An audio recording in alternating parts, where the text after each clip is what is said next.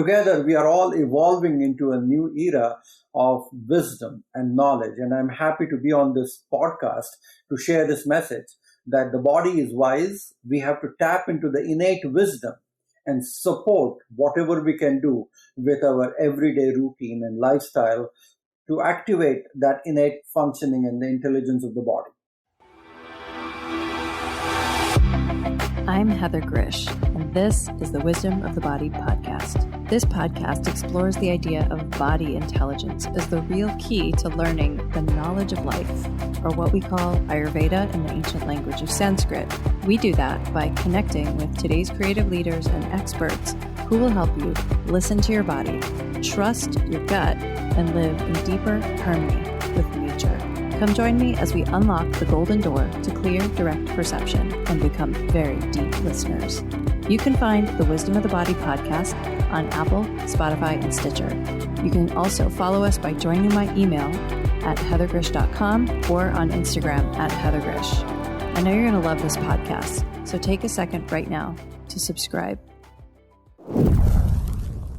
Is your career similar or different to your parents'? In this episode, I interviewed two Ayurvedic healers from the same family lineage. The father was my thesis advisor when I was working on my master's degree in Ayurveda in 2015, and I have deep respect for this man. Honestly, he's always intimidated me a little. I also interview his son, who despite flirting with going the conventional medical route, also ended up becoming an Ayurvedic healer. My advisor, Dr. Suhas, is one of the most influential teachers of Ayurveda in the world. Years ago, Dr. Suhas was sent around the globe to teach and spread Ayurveda by Maharishi Mahesh Yogi, whom you may remember as the guru to the Beatles and the founder of the Transcendental Meditation movement. Deepak Chopra also got his start by working with the Maharishi. Well, Dr. Suhas and his wife practiced and taught Ayurveda in 39 different countries, and their two children grew up with Ayurveda as part of their upbringing. His son, Dr. Manas, my second guest, reflects on what it was like to grow up in the first row of all of his parents' lectures, which he says was because his parents didn't have a babysitter, and how it shaped his path. I was curious about what it would be like to be part of an Ayurvedic lineage. Growing up in a small Italian-American town on the east coast of the United States, no one in my own family had ever heard of Ayurveda before I studied it, except for one of my uncles in California who was a hippie and lived on a commune at one point. But Dr. Manas grew up in a family where Ayurveda was part of daily life. What was that like? Have a listen and find out. The first guest today is my master's thesis advisor from Mount Madonna Institute College of Ayurveda, Dr. Suhas Kshirsagar, and he is the director of Ayurvedic healing in Santa Cruz, California. We're also here with his son, Manas Kshirsagar, and he's the author of the new book that just released, Panchakarma, that he wrote along with both of his parents. Dr. Manisha is the missing party from that one today, but I'm so excited to have both of these guys here, and I want to give a little bit of an introduction for the audience. If you don't know who they are, Dr. Suhas is a classically trained Ayurvedic physician. He's got 30 years of experience in the field. He's really one of the leaders in Ayurveda, and he's a best-selling author and an insightful medical astrologer. He's been instrumental in designing curriculums for Ayurvedic programs and has published many research papers. And he's the founder and director of Ayurvedic Healing Clinic in Santa Cruz, California. And Dr. Manas is a NAMA board certified Ayurvedic doctor. He comes from this wonderful family of Rigvedic Brahmin tradition, and he has an extensive Ayurvedic background as well. He graduated from the Aloha Ayurveda Academy and completed his Master's of Science in Ayurveda and Integrative Medicine from Maharishi University of Management. So for the last 5 years, Manas has traveled the nation setting up protocols for Ayurvedic medicine in yoga studios, hospitals, and integrative wellness clinics. He's currently a resident practitioner also at Ayurvedic Healing in Santa Cruz, California. I'm so excited to have both Dr. Suhas and Dr. Manas here today. Thank you for having us. It's our pleasure to be on your podcast. Yeah. Happy to be here, Heather. Thank you. Yeah. Well, I'm probably going to focus mostly in the beginning here on Dr. Suhas, because one of the sort of themes that came up for me when I decided that I wanted to interview Dr. Suhas was this idea of lineages. And it's so perfect that we have a lineage here today. So we'll start with the earlier person of the lineage. And I really loved working with you on my master's thesis. And I don't know if you knew that my master's thesis was so good that it was stolen from the college library at Mount Madonna, apparently. Nobody can find it. We'll have to replace that soon. Yeah, either that or whoever read it, they got so depleted that they lost their memory and forgot to take it back. I don't know which way it went. But, you're one of the most well-respected Ayurvedic doctors and medical astrologers in the United States and worldwide. And I have deep respect for you, not only because you're my master's thesis advisor, you're really one of the leaders in this field in the United States and worldwide. You are now the chair of the Ayurveda College at Mount Madonna. I know that. So you're really involved in the Ayurveda world, but I also know that you are a medical astrologer, and that's something that I'm less familiar with, though I know that it's a big part of your practice. So could you talk a little bit about what medical astrology is? Because I think probably a lot of the people in my audience are not familiar with it. So that would be great from a beginner perspective. Thank you. Thank you, Heather, and thank you for inviting us. And I have watched your own journey very closely, and I'm so happy and so proud of everything that you have accomplished so far, and especially the new book that came out, which is a practical and intentional guide for creating, enhancing conditions for conceptions and fertility. So I think this is a wonderful task that you have undertaken in guiding the light. And more importantly, I have seen you living this way, thinking this way, now writing, talking, preaching this way, which is phenomenal. Going back to what I'm talking about here is the lineage concept. So when you come from a Vedic lineage, it was never understood learning these Vedic literatures and branches of Vedic literature as fragmented values or specialities that you would learn one over other. It was assumed that coming from that tradition, you would be innately familiar with yoga, Ayurveda, Vastu Shastra, which is the science of building and architecture, jyotish, which is the science of the astrology, and Sanskrit, which is the language of Vedas and grammar, and so many other branches of Vedic literature. So it is something where an Ayurvedic doctor, even though he's an Ayurvedic doctor, he's assumed that he is an astrologer or a jyotishi, as well as a Vastu consultant himself. So the integration of all these Vedic sciences in a medical practice is something what I call it as a medical astrology. And medical astrology is a wonderful tool to practice what I call it as a transpersonal psychology. Ayurveda is a personalized medicine. We look at people, their body type, and understand and divide them based upon their doshic predominance. But astrology takes it several notches further, because you look at their ascendants or the rising sign. You look at their sun signs, which are different in different individuals. You look at their lunar signs or the moon signs, which are different. You look at their constellation types. So it becomes a very unique blueprint of their personality, where the doshas are important, but within the doshas, the variations are very fascinating. And once you understand their starting point, where they start from, you cast a horoscope, you look at their date of birth, time of birth, place of birth, and from that horoscope, you divide the time and experiences, what they have understood and undergone so far, and correlate that with their health, diseases, sickness, traumas, surgeries, or whatever good or bad physically or health-wise that has happened, and correlate with their response. How do they respond to a given situation, their psychology, their behavior, their limitations, their addictions, their challenges, their spiritual growth. There are so many things that one can tell from an astrological chart. So I think when I look at a person, evaluate from an Ayurvedic perspective, feel the pulse, look at their tongue, do the physical, and then look at their astrological chart, it gives me a lot of tools to really help them. And people are also much more motivated because we can really streamline those things and create something what I call it as Vedic counseling based upon astrology. Because when you're counseling them, you create a spiritual guidance based upon the challenges what they face in life.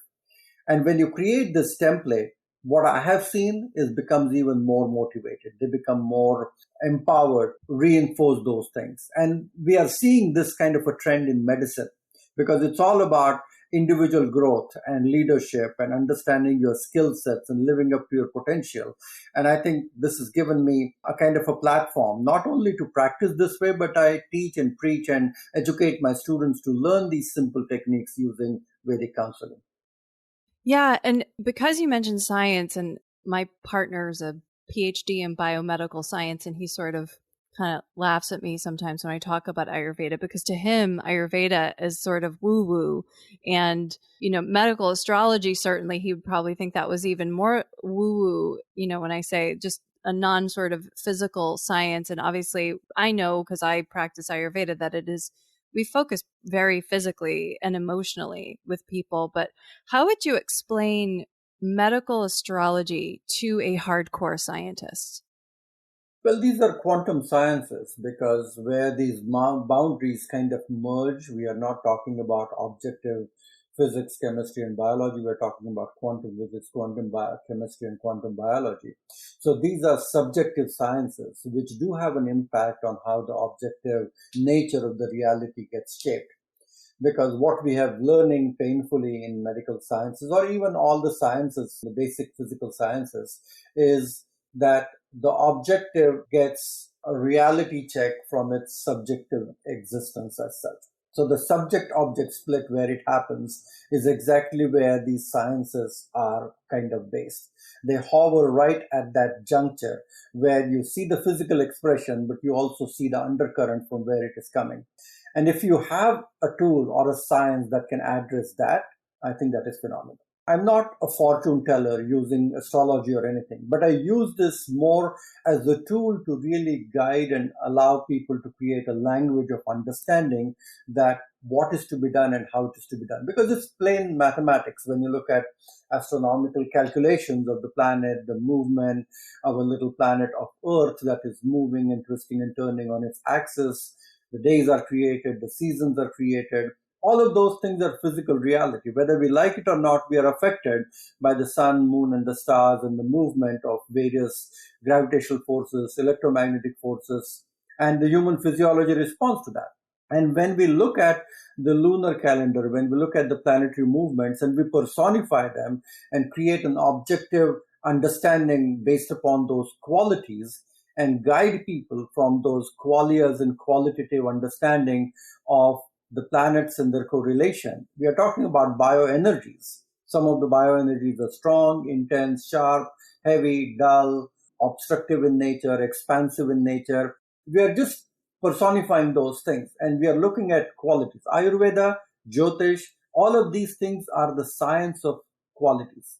You're just talking about what quality is and how that quality affects us. If something is heavy, what it does to you. If something is light, what it does to you. If something is hot, sharp, cold, soft, sticky. These are all qualities. And what to do in order to counterbalance those things. What are the opposite forces that you do? If you're feeling heavy, what would you do to make yourself light? If you're feeling ungrounded, what would you do to make you feel grounded? So Ayurveda, yoga, jyotish, all of these are sciences of qualities, gunas, as we call them.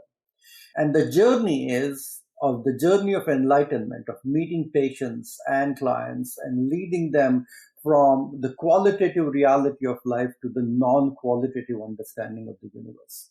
So from saguna to nirguna, from the objective reality to the subjective reality of the universe itself. And I think that's where these sciences hover. And I think that's what makes them very powerful. And more importantly, where the sciences are heading, they're exactly trying to decode those things. All the hard questions that we face in science, where we don't have answers for, we are finding many of those answers in the science of consciousness, as we are barely scratching the surface. The more we understand this, something which is totally extrasensorial in nature. We are not confined by the limitations of what our senses can touch, feel, and see, but it is a non-sensorial understanding of the universe. And that's where these sciences were created and how they were applied to improve the quality and the quantity of human life. Thank you so much for explaining that. And because, gosh, you have so much knowledge, and this podcast is trying to help people really connect more with their own body intelligence. And something you said earlier about the term that you used was the subject object split. I'd love for you to dive into a little bit more about what that actually means. Like, what is a subject object split, and how does that affect the way that we perceive the world?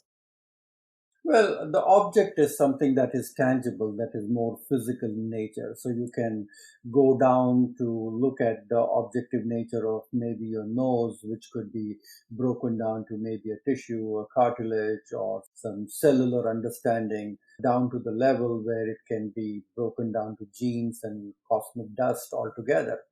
So the object that we see as structured and frozen is at a non-material or immaterial level, is just certain particles moving at an electrifying speed.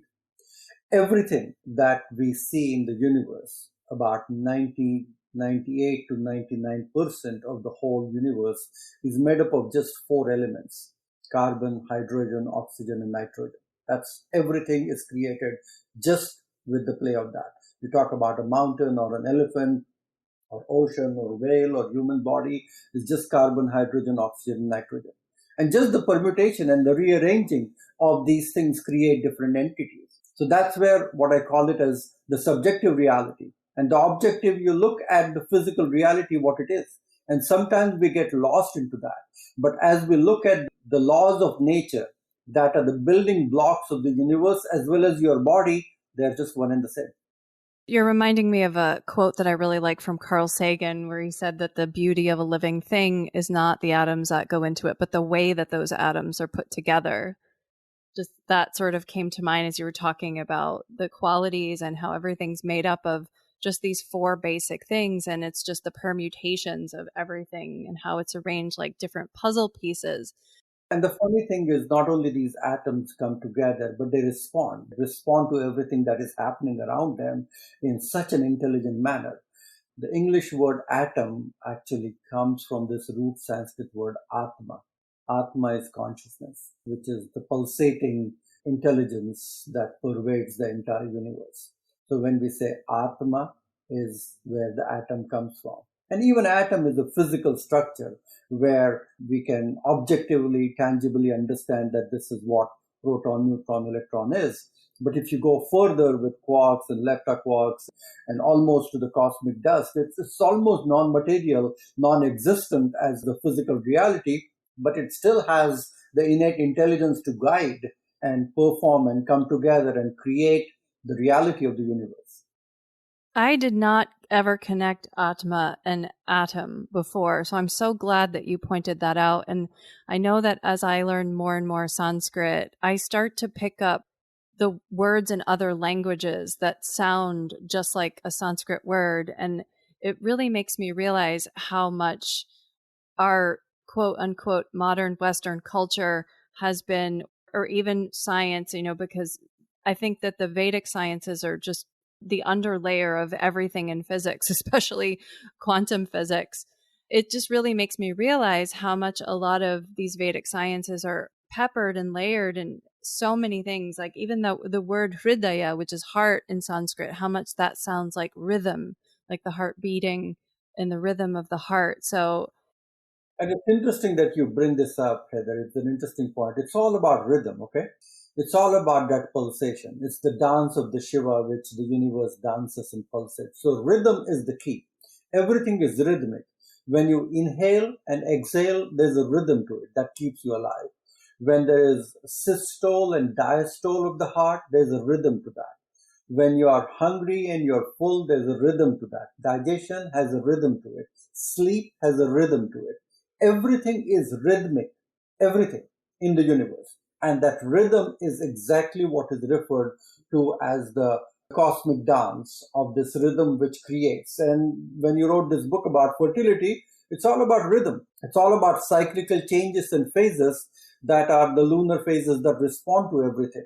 So whether you talk about fertility, whether you talk about menstrual cycle, whether you talk about chronobiology, circadian rhythm, infradian, ultradian rhythms that we talk about, celestial rhythm that we talk about, lunar rhythm, gravitational rhythm, everything is rhythmic in nature. And I think understanding that is the very basis of Vedic literature. So, how to pulsate and how to align your individual pulsations with these cosmic pulsations. Yeah, I take my son to a beach a lot. And so we notice the tides coming in and out. And every time I notice the tide change, I'm like, of course, the moon is affecting us as well. If it's affecting this gigantic ocean, of course, it has to be affecting us. Dr. Suhas, and I want to get to Manas. I didn't forget you're there. I want to talk with you. But I have so much, just in terms of background, we've not had as much time to talk, Dr. Suhas, as I would have liked to in our time working together when we were doing my master's thesis together. And, one of the things I was curious about, because I found Ayurveda later in life. I grew up in the US. My parents literally thought I joined a cult when I was away at Ayurveda school. My dad called me one day and said, "Hey, do I have to come out there and get you?" Like, it was really weird. I came from a culture that really thought Ayurveda was weird. And the way that I came to it was just, I had to, my heart called me to it. So it wasn't a part of my culture where I grew up. It wasn't something that was part of my family, but yet I was pulled to it. And for you, because you did grow up in India, right? I did. Yeah, I was born Okay. and brought up in India. Yeah. Yeah. So how did you find yourself studying Ayurveda and Vedic astrology? Was that part of your family that was taught, or how did you get there? Well, again, since I was born and raised in a Vedic culture, I studied Vedic sciences at an early age of 8, and then was interested in health and healing and chose to go to a regular Ayurveda school with my Sanskrit background, did my master's and MD in Ayurvedic internal medicine, left India and worked with His Holiness Maharishi Mahesh Yogi, who was the founder of the Transcendental Meditation movement, who send me around the globe talking about Ayurveda, yoga, meditation, teaching doctors, starting schools, designing courses, classes, curriculum. And we literally traveled. And that was a stark comparison where I was coming from and where I was teaching and the culture that I was interacting. But it did not take me a long time to figure out. At the end of the day, it's the same humanity that pervades everywhere. The human mind is the same. The likes, the dislikes, the choices that people make is very much the same. Culture is just a superficial notion that we put a tag onto, but deep inside, the humanity is very much same. The likes are very much the same. So it was very easy for me to apply all these teachings into even Western settings. And the more and more people are kind of objectively trained or brainwashed thinking about science, what is real and what is unreal, I think the more easily they were able to learn and understand why this is important and why it is effective and why they want to embrace this. And I've seen this shift and change in the society. And now you can vouch to that. The medicine is heading toward that, where we are going back to telling people that you better take care of your own health, because no country, how powerful or how rich they are, will be able to take care of your sickness and disease. So you better learn about your body, you understand about your doshas, you understand about cleaner foods, positive health conscious lifestyle. All of those things are becoming a reality where people are learning, they're going to schools, we're designing courses, the medicine is changing, it's going to more integrative, holistic, functional aspect of understanding the root cause. And we are realizing that about 80-90% of the pharmaceuticals that are there, they do not really cure anything. They just keep the symptoms alive to a certain extent, maybe create even more diseases. So together, we are all evolving into a new era of wisdom and knowledge. And I'm happy to be on this podcast to share this message that the body is wise. We have to tap into the innate wisdom and support whatever we can do with our everyday routine and lifestyle to activate that innate functioning and the intelligence of the body. And I think the more we do that, the more we can feel the difference, the more empowered, stronger that we feel, and the healthier and happier we are going to be. So, for the listeners, it's clear Dr. Suhas has been doing this for a really long time. And he's been doing this all over the world. He's been healing people all over the world. Because you were going to, how many different countries did you, when you were with the TM movement, how many different countries would you say you went to? Well, we have lived and worked in about 39 different countries around the globe. And when we travel, I think we had lived and worked and interacted with so many different diverse cultures and their traditions to talk about these things, which sounded as a little bit more foreign, but we have millions of people meditate around the globe now. There are millions of people who believe and practice yoga regularly. So I think there's definitely shift in, it's not labeled as something from the East or something from India or anything, but it's the universal body of nature which is embraced that way. And it's not confined to any caste, creed, or person or nation of any kind. And I believe at least were both of your children born to you and Dr. Manisha when you guys were traveling? Yes, they were born in India and they traveled with us. And I think that is what I have seen. Even Manas, who studied regular medicine, did his master's in internal medicine and studied Ayurvedic medicine with us, has chosen to become an Ayurvedic practitioner, tells me that having been there, having grown in these different diverse cultures and understand the value where we come from and why it is even more effective to take on this task. My daughter is also studying natural medicine and she's in a naturopathic medical school completing her program. So I think something what they have watched and witnessed has helped them to realign themselves with this understanding that what we do, what we believe, the way we live is something very important, and they would like to carry forward this tradition. If you're a woman interested in preserving your health and your fertility, whether you're looking to get pregnant 3 months from now or 3 years from now, then check out my book, The Ayurvedic Guide to Fertility. It's available to purchase on Amazon, Barnes & Noble, and Bookshop. And the Kindle version is available worldwide. To learn more about the book, go to heathergrish.com. That's Heather, GRZYCH.com. So this sounds like a great time to shift over to Manas for a second, because Manas as the son, Dr. Manas as the son of Dr. Suhas, and growing up with his father having the role that he had, and his mother as well. They're both Ayurvedic doctors and healers. And now they're planted in the Santa Cruz area. Manas, what was it like for you to grow up? I mean, because like you heard me say earlier that my dad thought I joined a cult when I started studying Ayurveda because I didn't have phone reception on the mountain where my Ayurveda college was. So what was it like for you to grow up with this teachings being part of the fabric of your family?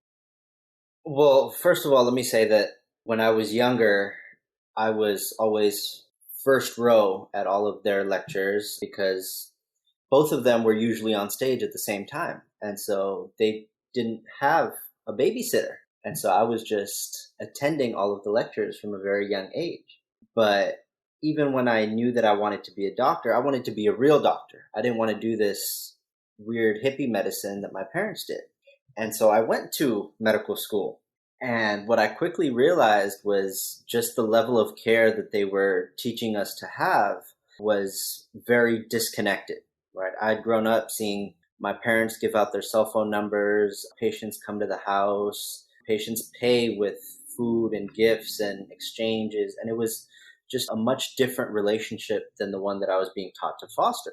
And so I did want more of that personal connection to where I do have the ability to sit down with my patients for an hour, 45 minutes and get to know them and talk to them and not just, a 7-8 minute consult in and out. I love that image of you sitting in the front row. And, because I have a 3.5-year-old, I'm sort of generationally between you and your father. So when I hear you speak, I'm envisioning my son, and like my son had to leave the house so that I could record a podcast and have quiet, because I don't think he would actually be quiet while we were doing this. But I often think, because, I practice Ayurveda and I'm an author and my partner's a scientist, and I often wonder what kind of influence we will have on our child, as every parent does.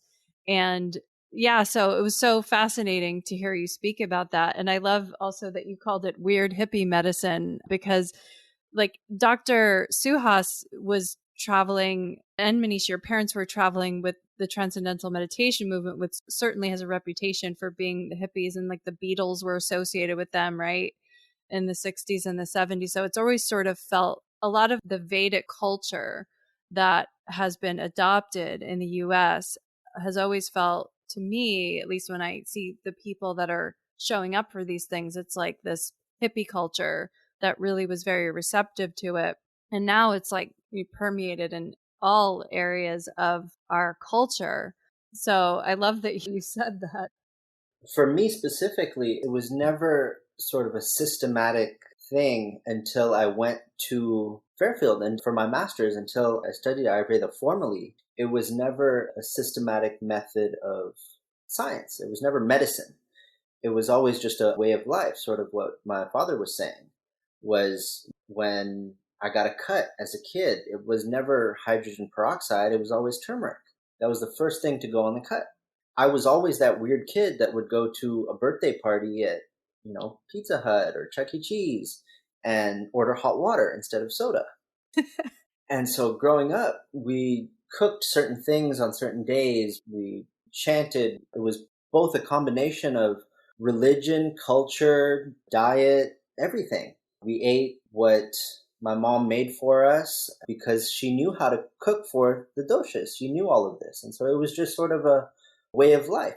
I never looked at it as such a structured, formal education. And when I actually started studying medicine formally, I realized how different it was that we were looking at some of these drugs and pharmacological interventions and emergency medicine, and it was just completely different, where you were essentially putting a band-aid and looking for symptomatic care as opposed to that holistic overall care that we look for in Ayurveda.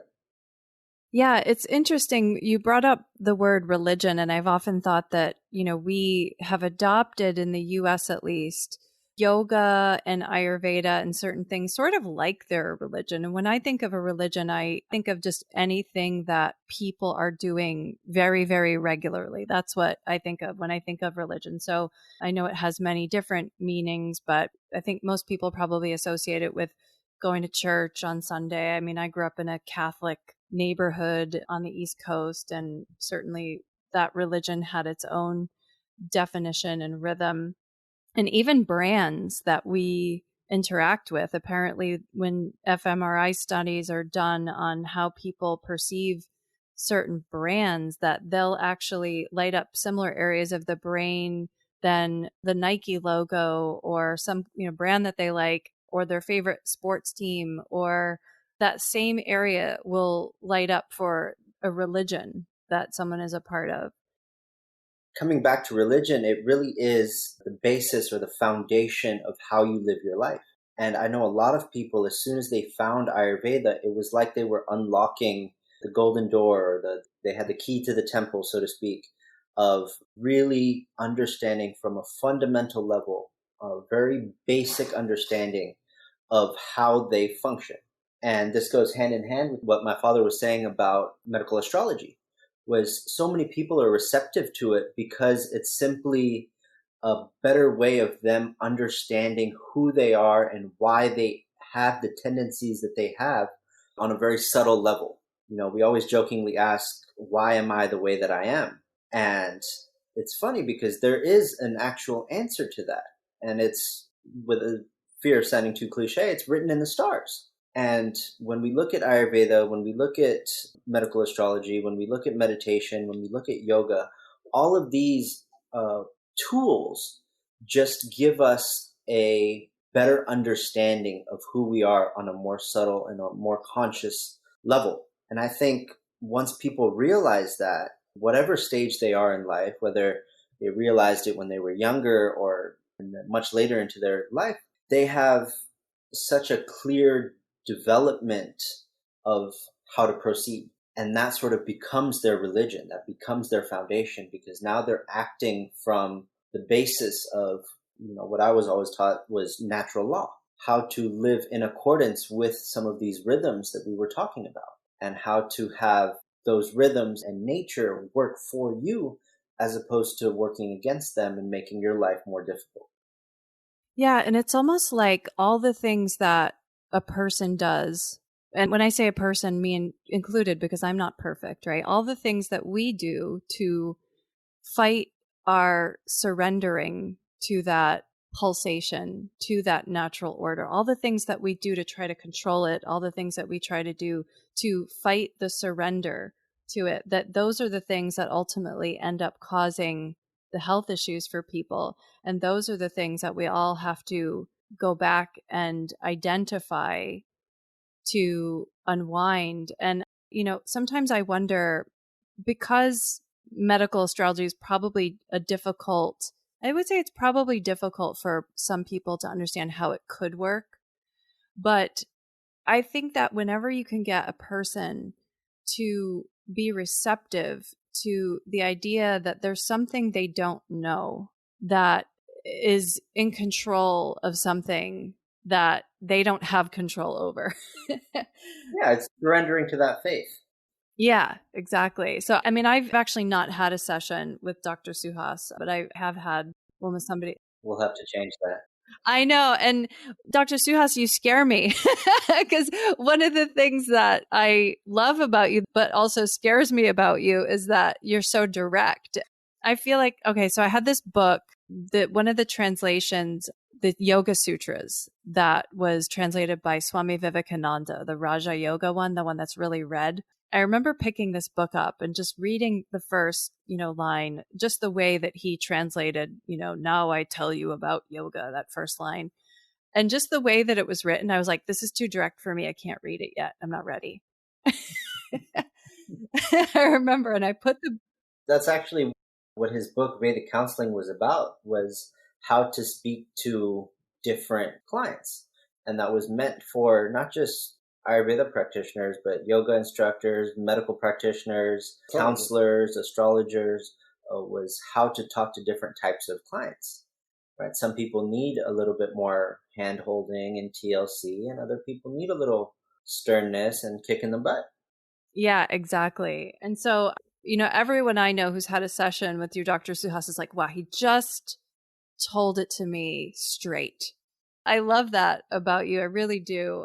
So I hope that we have some people, thinking about right now, the listeners thinking about, what is it that I'm not looking at in myself? Because if all the answers are already there, all the answers to all the questions, they're already inside us. Why do we not know the answers? What's preventing us from looking at them? I think, Heather, what is interesting is jyotish creates a timeline of your events. So if you look at yourself, you may say suddenly you enrolled in Ayurveda or studied this with us or that, but you are destined to do that. And there are events in the past life or in this life that will guide you towards that. So when we create a timeline, what were the first 10 years, then the 20 years, 30s and 40s and 50s and 60s, all the events that shaped. And the conditioning, the thinking, the upbringing, the parenting skills that you received, and the atmosphere in which you grew up slowly start structuring your nervous system, your thinking, your instincts, your behavior, even your immunity, and how you respond to marriage or relationship or money. Those are all deeply embedded in those early parenting years, or even I would say embryological journey that you had, and whatever experiences your mom had during those times. So jyotish is from point A to point B, and that gives us an idea where you're coming from. And it is not that this is destined this way, but you have a little free will to shift it, change it with your awareness, because self-awareness should lead to self-regulation. And that self-regulation is the purpose of, once you are aware of something, that you are fearful of that either you get too harsh or angry, or you get too nervous, or you too get too needy or dependent. You understand the limitations and you start slowly rising above your limitation, because it is not meant to weigh you down, but it is a tool that anyone should have way too early in their life, and understanding their chart. Maybe every birthday, getting a little consult and getting a tune of what this year is looking for you, and what can you do to put your best foot forward. If a child is born, what are the things that the parent should do, whether he's a natural athlete, that this training should be good for him, or they are natural artists and this is what they should do. Because the more we know about it, then we can structure our actions accordingly. Mm. And that really does help feed the surrender, I think. And I love that you were talking about, I think, Manasi, you were saying that the signs are all there. And, yoga, because, I'm also a yoga teacher. I tell everybody I'm retired now. Haven't taught a class for a year, probably. But, it's like in the yoga world, we'll call it quote unquote yoga world, everybody's looking to become less stressed, that everyone's going there because they like the shavasana, or everybody's going there because they like the fact that they're losing a little bit of weight, or their body's getting tighter, or they're not thinking about their work that's stressing them out, or their partner that they're upset with, or whatever is going on with them. And so in the yoga world, it feels like there's a lot of avoidance of what's actually happening with people emotionally in their lives. And I know there's that sort of fun term that everybody uses now called spiritual bypassing, which apparently somebody who lives next door to my old couples therapist invented the term for that. So, it feels like it's such a big part of the quote unquote yoga culture. And that's why when I think about what real yoga is, it's really someone like you two speaking the truth and allowing for that surrender to happen. It's not all about like being kumbaya and like peaceful, and not to say that you guys are, not that way, but it's really about truth. It is. And we always jokingly said that ignorance is bliss. But until you're in a place to accept that reality, accept that truth, there is no sense in gathering that knowledge, gathering that wisdom. And by the time you feel like you're in a place to accept, it's almost too late. And so it's this fine line of understanding who you are, understanding what you want, and the connection between the two. When I hear, especially my generation, right? I actually have a course called Ayurveda for Millennials, and it's specifically for this reason. All of the problems, quote unquote problems that we're facing as millennials, they're nothing new, right? They're all just transformed because of the boom in technology, or the way finances are structured, and what we call work-life balance. And we all yearn for the exact same things. But the reason Ayurveda and the Vedas in general work so well is because they're the perfect template of understanding when to do what to do. Mm. We always say work smart, not hard. Imagine if you knew the perfect time to, let's say, make some money, okay? You would put all of your effort into that time frame, right? Or if you knew what was a good time to start a new relationship or get married, or have a baby, not or at age 55. right, you would understand and emphasize the things that you needed to do in that time frame without wasting that same time, money, energy, effort outside of that. Yeah, totally. And so like just reconnecting with what are the natural laws that are already existing, that are bigger than us. Okay, I feel like I have so many more questions that I want to ask you. We'll probably have to do another one at some point, but in the interest of time, let's go back to Dr. Suhas. And Dr. Suhas, because your work is so practical, I know you've written some books and you also work with clients in your practice. Could you tell people how they can connect with you, whether it's, finding your books, your website, in case they want to work more with you or find out more information about you?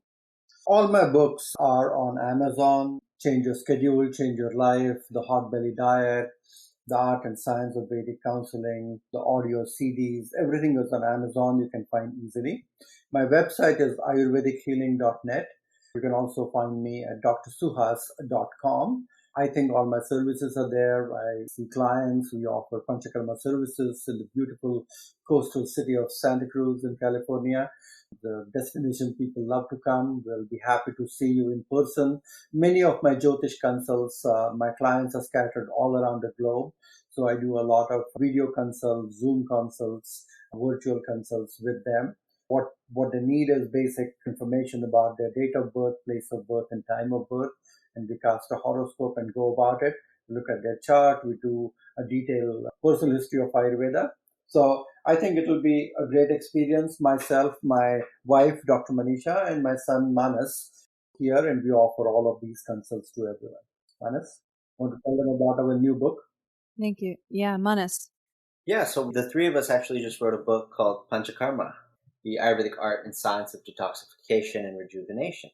And part of the reason for writing this book was, I would say the majority of our patients fall into two categories. One, people who are sort of borderline ill, where all of their blood work, lab work comes back normal, but they're in the realm of not feeling well or not feeling like themselves, where they might be, borderline dyslipidemic, borderline pre-diabetic, all of these things. And so they have an option. They can make some changes now to their diet, routine, lifestyle, exercise, stress management, or they can start taking some of these drug interventions down the road. And then the second half of our patients fall into the condition of, we would say, chronic cases, where they're either recovering from cancer or autoimmune conditions, chronic diseases and disorders that they've been struggling with for 20, 30, 40, 50, 60 years. And they're sort of fed up with modern medicine, Western allopathic medicine, and just looking for an alternative to improve their quality of life. And the key that we have is this method of Panchakarma, where it is a very systematic approach to detoxification and purification. And we sort of strip the body down to its bare minimum, nuts and bolts, and rebuild it back up, right? There's so many different ways and methods and cleanses out there that you can use. But what sets Panchakarma apart is the fact that you can't always just take from the body. You have to be able to give something nourishing and rejuvenating back. And so at the end of PK, everything that we give you is to help the body grow and actually nourish it so that you can enjoy the benefits of this detoxification for a long period of time. Yeah. And really, I know a lot of people are doing cleanses at home, and I certainly, will lead clients through cleanses at home, but there really is a benefit to getting the hands-on healing in person in Panchakarma. And there's some procedures that can be done that you really can't do as easily at home. So I just want to mention that because we didn't get a whole lot of time to talk about what Panchakarma is. Some people might not know what that is, but it is. Save it for another time. Yeah, and it's just, in summary, it's the most comprehensive cleansing system on the planet and the one that has the greatest effect. So I'm so happy that we got to talk with both of you guys today and that we could actually make it work. And, just if in closing here, does anyone have any one thing that maybe we didn't get to talk about today? Any sort of last words of things that you'd like to pass on to the listeners about some of what we talked about today? I think the key, what we're talking about, is to reinvent your body, is to be self-aware of everything that you do and engage into some good, healthy habits. The sooner you do it, the earlier you do it, better it is going to be. So making changes in diet, sleep, and exercise as the tripod of health is very important. I tell all my patients to literally slow down the pace of life and try doing something which helps your mind to be happy and relaxed, which makes your body energetic and disease free, and a constant connection with your greater self on an everyday basis. If you're able to integrate this, I think you would lead your life in a very mindful, awakened, spiritual way, I would say. Thank you, Dr. Suhas. How about you, Manas? Anything to add? I think that, and again, I tell all of my patients this, our biggest responsibility is simply education. And if we can teach you how to take care of yourself, our job is done.